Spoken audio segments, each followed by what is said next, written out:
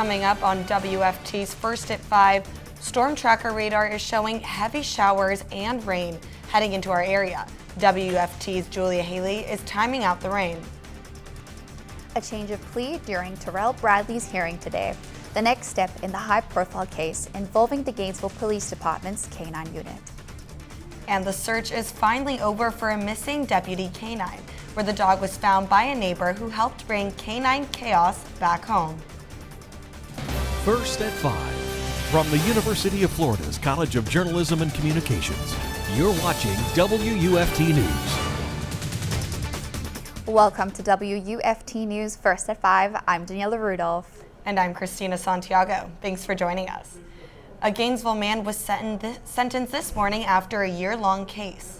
WUFT News reporter Bailey Korinek is live at the courthouse where she was when Terrell Bradley was charged with the plea. Incident happened over a year ago, but this morning Terrell Bradley changed his plea. His attorney said this is how he and the family wanted to resolve the case. The man known in Gainesville for being mauled by a police canine, Terrell Bradley, pled guilty to possession of a firearm by a convicted felon and no contest to battery on an officer and resisting an officer. Bradley was originally charged with a misdemeanor for resisting arrest.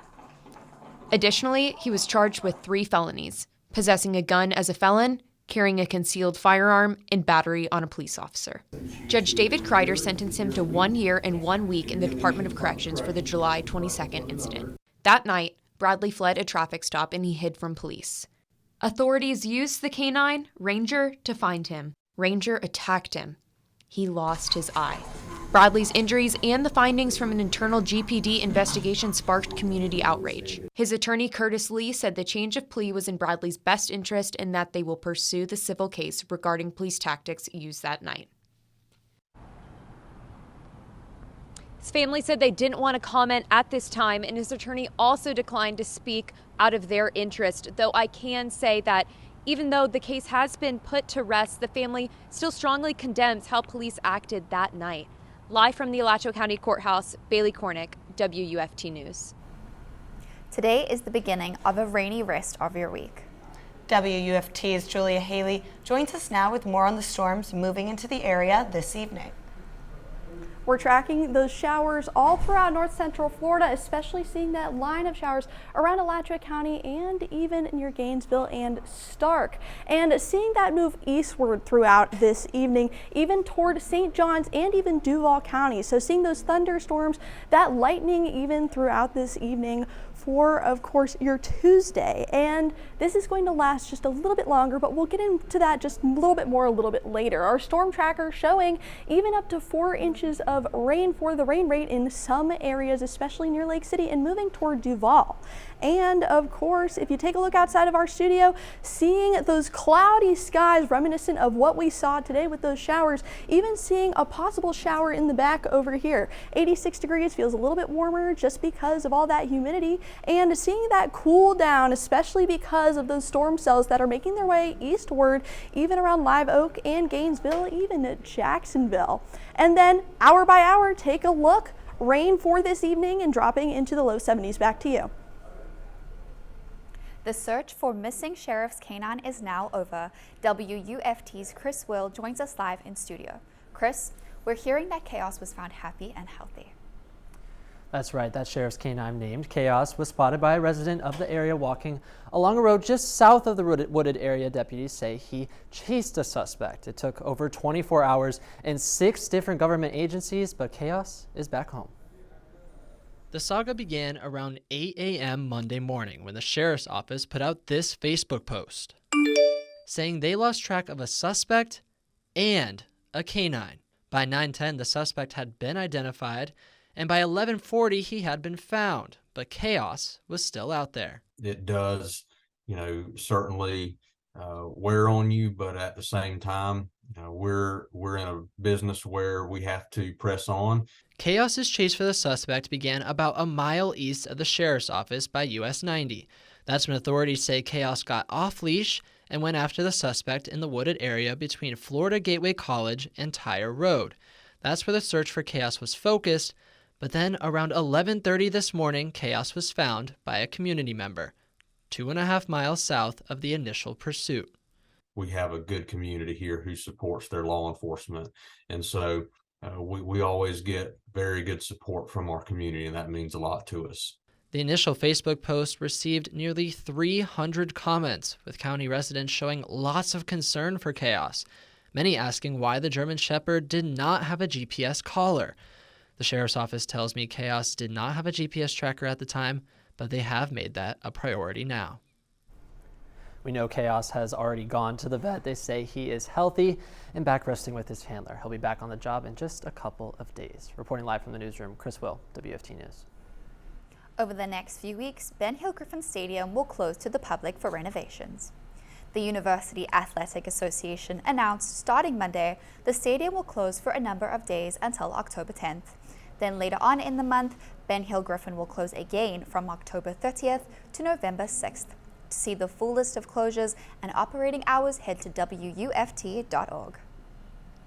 Deputies in Marion County need your help tracking down a pair of boat burglars.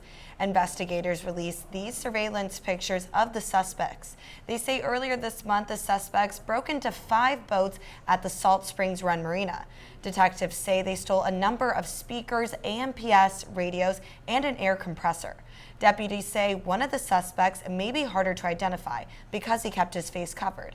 But if you recognize the remaining suspect or know anything about the crimes, you're asked to call Crime Stoppers at 352-368-STOP. The Levy County School Board voted to increase the minimum base pay for teachers this morning. WUFT's Alexa Herrera is live in the studio with more on teacher pay across North Central Florida. Teachers in Levy County will now make a base salary of $47,500. This is a $1,500 increase. The new pay is comparable to other North Central Florida counties. Lafayette, Sewanee, Dixie, and Gilchrist counties all have the same base salary. Alachua is lower with $45,717, but the Alachua County Education Association says they hope to negotiate a raise. Marion County has the highest base pay, being $48,906. The Marion County School Board will vote tomorrow to increase their base salary to $49,500. Reporting live in the newsroom, Alexa Herrera, WUFT News. Local art is making a difference in the Gainesville community. A recent mural on a playground in East Gainesville pays homage to African culture everywhere. Alachua County artist Tarabu Marabu painted the large mural at Clarence R. Kelly Community Center and Park. The art illustrates African traditions of transitioning from childhood to adulthood through rite of passage ceremonies. While working on the project, Tarbadu led seminars with local youth and seniors on cultural pride. Minister Joshua Javante Stills says the mural certainly made an impact on his community. Everybody have a story. Everybody have a community. And in the community that you're in, it may not look the best, but it can hold some of the best people. The mural is part of the City of Gainesville's 352 Walls Initiative, an urban art movement focused on graffiti work. The Florida Department of Transportation is adding auxiliary lanes to Interstate 75. Auxiliary lanes are used to limit traffic when entering and exiting the highway by giving drivers more space to merge. These lanes will be built between State Road 44 and State Road 326. At a press conference today in Ocala, FDOT shared details on the initiative. Today, I-75 experiences a total closure once every 9 days. At least one lane is closed every 16 hours for an average period of 3 hours due to crashes. This is the largest project among the Moving Florida Forward infrastructure initiative for Marion County. The initiative consists of a $4 billion budget for 20 infrastructure projects throughout the state. Coming up on WUFT News First at 5, a new insurance program to help small farms recover from storm season is in the works. We'll give you all the details on the USDA-sponsored bill when First at 5 returns.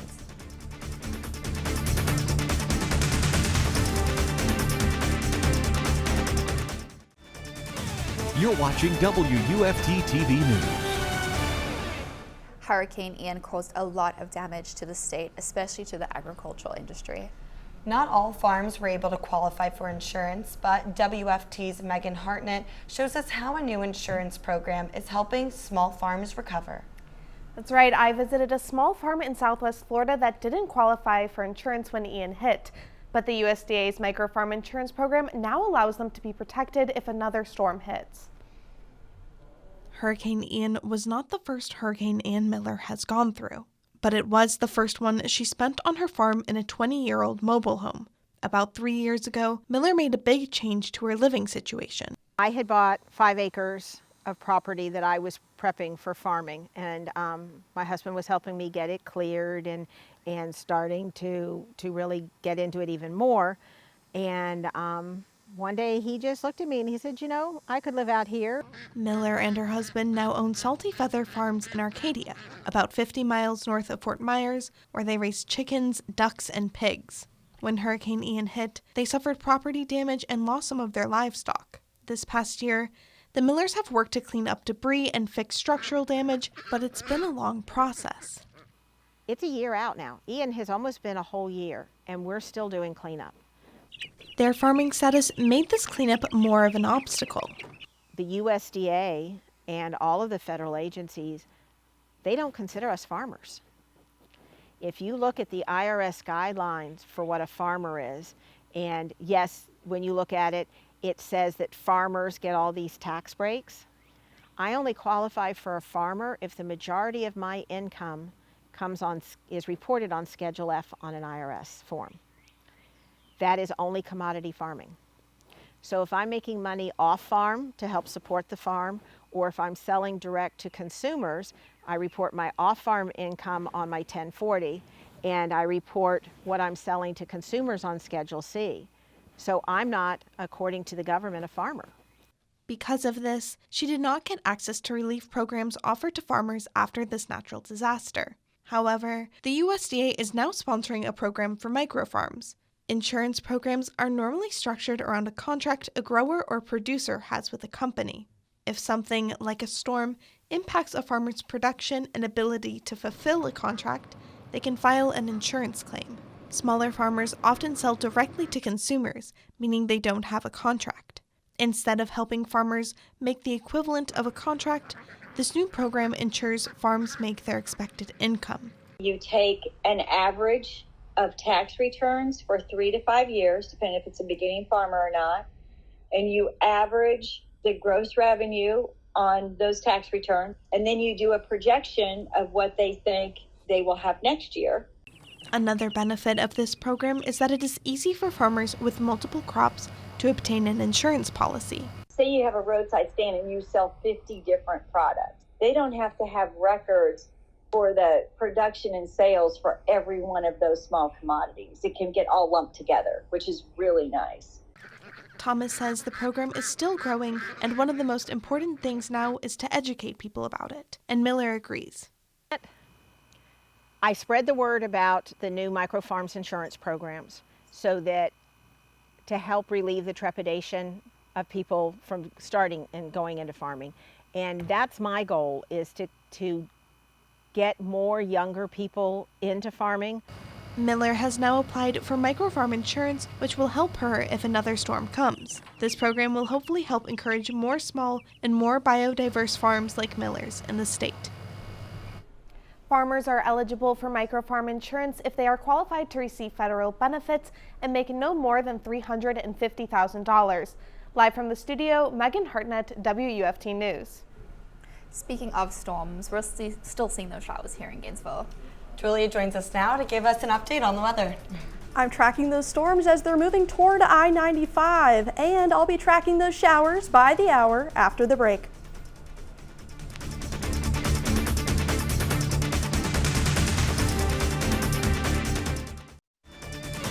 You're watching WUFT-TV News. Tracking those storms as they move throughout north central Florida, seeing even some moderate to heavy rain, and even seeing that rainfall up to 4 inches in some areas as it moves toward Duval and even St. Johns County. Seeing a flood advisory specifically around the Panhandle over here, and then of course seeing those kind of cloudy skies, ominous skies here in Gainesville. Now we saw some showers on our camera a little bit earlier, so as those showers are pushing out, we are getting some sun, but expect to see some more heavy rain throughout this evening. Those showers continuing with those lows in the low 70s, and our temperatures sitting in the 70s, especially because of that cool off over here around Live Oak and even High Springs. Gainesville even sitting at 80 degrees because of those showers. Same with Jacksonville as it moves along I-10. And for your Wednesday morning, sitting in those low 70s with some clouds. That chance for rain is still very likely. If you look at Wednesday, see that we have those clouds, and then we rise till about the mid 80s due to those showers, and then we see those showers lasting another round for your Wednesday afternoon and even into the evening. Now we have that first round of those showers tonight around 11 p.m. and then we'll have a second round building up throughout the day for your Wednesday. See that Wednesday around 4 p.m. in the afternoon. So when you're going to get your lunch or even your dinner, you want to be inside because this is going to be one of those heavier storm cells that make their way through the area. And then we'll have another round on Thursday afternoon, just spotty though. Most of that is going to be along I-95 around St. Augustine and even Palatka. So if you're making your way over there, you do want to have an umbrella with you or even a rain jacket. And for our future rain, seeing about 2 to 4 inches here in Gainesville till about Friday, and even 1 to 2 inches around Lake City. So seeing that rain throughout the next few days. And for your tropical outlook, we do have a system that we're currently tracking but is not developed yet. And then Philippe is currently making its way toward the Bahamas, but it's just going to be a depression and then a low pressure system. So just going to be a rainmaker throughout the week and not really going to affect us here in Florida. And then if you take a look, we are debuting our 7-day outlook. So we have those showers starting around Wednesday, rising into the 80s by Sunday, and then the 7th day, seeing that chance for some sun. So staying in the 80s with those lows in the low 70s. This is our 7-day outlook, seeing that 7th day full of sun. Back to you. Coming up on WUFT News, Florida football has another big SEC matchup coming up this weekend. After winning 3 in a row at the Swamp, the Gators will look for their first road win of the season when they face Kentucky. I'll be talking all about Florida's mentality heading into the game and more after the break.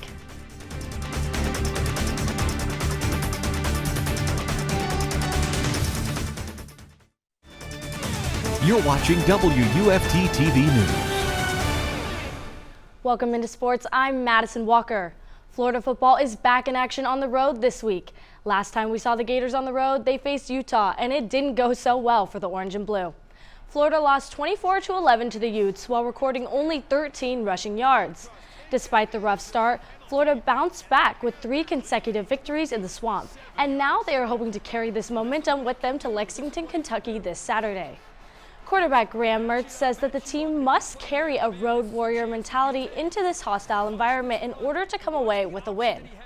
We went to Utah and we didn't execute, and we mentally didn't have that edge. So we're across the board, we're talking about that, and we got to go out there, execute at a high level, and just have fun doing it. And that's our plan. The Gators have lost their last 2 games against Kentucky, and the Wildcats are currently favored in this crucial SEC matchup. Kickoff is scheduled for Saturday at noon in Lexington. It might be hard to believe, but Gator basketball is right around the corner. Yesterday marked the first day of fall practice for the Gators, with the season opener scheduled for early November. The pressure is real for this program after they failed to make the NCAA tournament in Florida head coach Todd Golden's debut season. Golden has emphasized rebounding going into this season and believes that the team is capable of making their presence felt on the glass. I do think we're deeper. We have the ability and the capacity to rebound better, but we got to do it. And I think once the season starts, we'll learn, but really once we get into SEC play is when we're going to really figure out if we have what it takes, because that'll be a big determining factor to how good we can be. The Gators will continue polishing up their squad as they prepare for their season opener against Loyola, Maryland. Meanwhile, Gator volleyball is gearing up for an SEC showdown at home against Texas A&M tomorrow night. The number 4 ranked Gators are undefeated in SEC play and enter this game with only 1 loss against the number 1 ranked Wisconsin Badgers. In their previous meeting last season, Florida defeated the Aggies in 4 sets in College Station. The Gators come into this one after their second fifth-set comeback in a span of 3 days. First serve for this matchup is scheduled for 7 p.m. Shifting things over to high school volleyball, Eastside High School hosted Daniella last night. The Rams, seen in green, entered last night on a 5-game losing streak, but by the game's end, they found themselves back in the win column. Eastside defeated the Tigers in 4 sets on their home court. The Rams are now 8-7 on the year, and they'll look for another win tonight against 14-1 Oak Hall. Taking a look at some of the other matches from last night, Columbia defeated Newberry in 5 sets. Meanwhile, Chiefland swept Cedar Key and Swanee swept Bradford. That's all for sports. Until next time, I'm Madison Walker.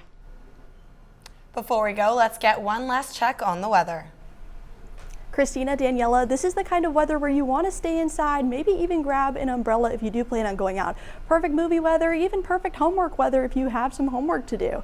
And if you take a look, Wednesday, seeing those showers lasting again, Thursday too. Seeing those showers lasting throughout the rest of the week until Tuesday when we see some sun. So this is definitely the kind of weather where you do want to stay inside, especially because we're seeing those heavier storms throughout the next few days. Seeing those highs in the 80s and those lows in the low 70s. Back to you. Thanks, Julia. BBC World News is next, and PBS News is on the hour. Thank you for joining us this evening. Have a nice night.